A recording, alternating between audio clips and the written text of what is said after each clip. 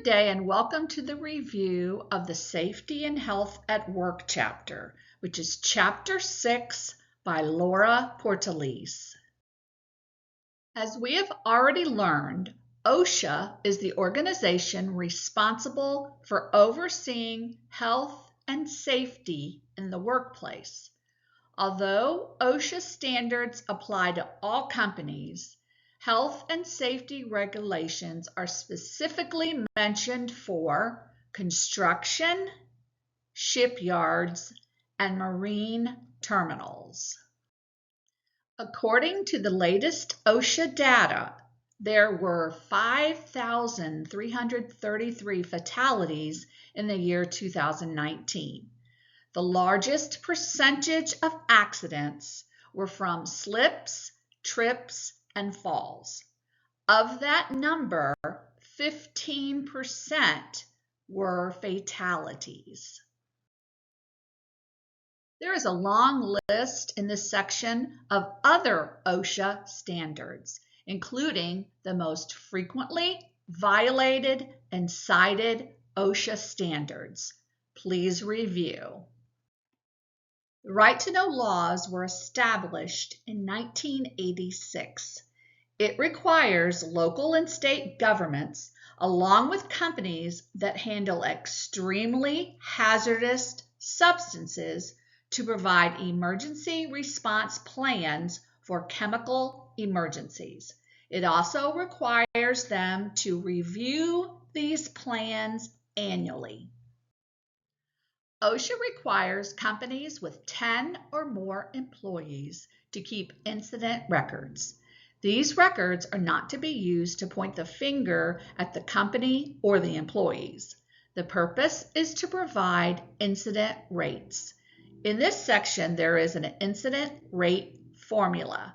Please review that formula.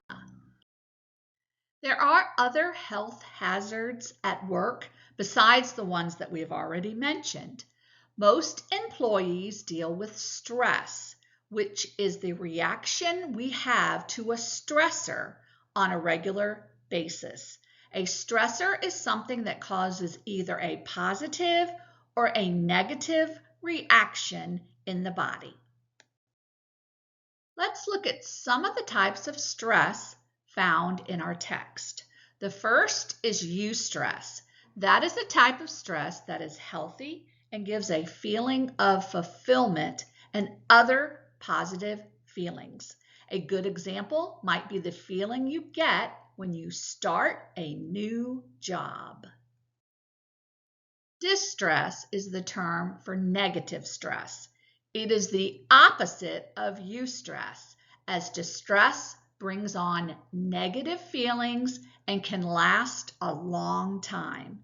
Distress is when you feel overwhelmed and can even bring on physical symptoms such as a headache or a racing heart.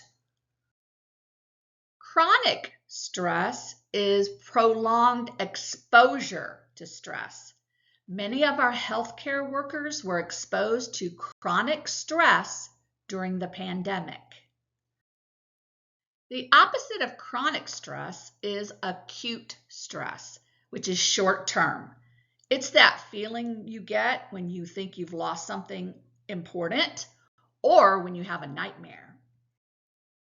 There is a list of stressors for college students in the text. I am sure that most of you can relate to many of the stressors on that list. We have already talked about cumulative trauma disorder in other chapters, so please review that section in our text this week.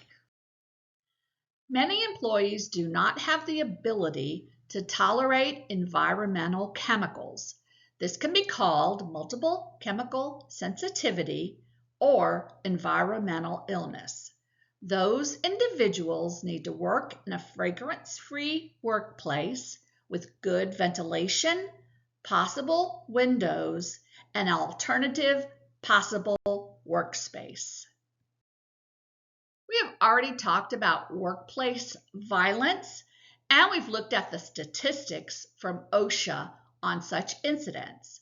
Included in workplace violence is workplace bullying, which is a tendency of individuals or groups to use persistent or repeated aggressive or unreasonable behavior against a coworker or a subordinate.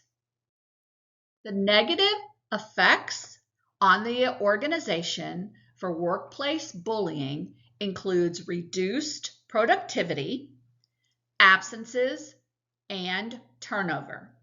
Also, there have been many lawsuits won against employers, which can in turn bring on bad publicity. Please review the final section in our text on employee privacy. Lastly, most organizations provide the Employee Assistance Program.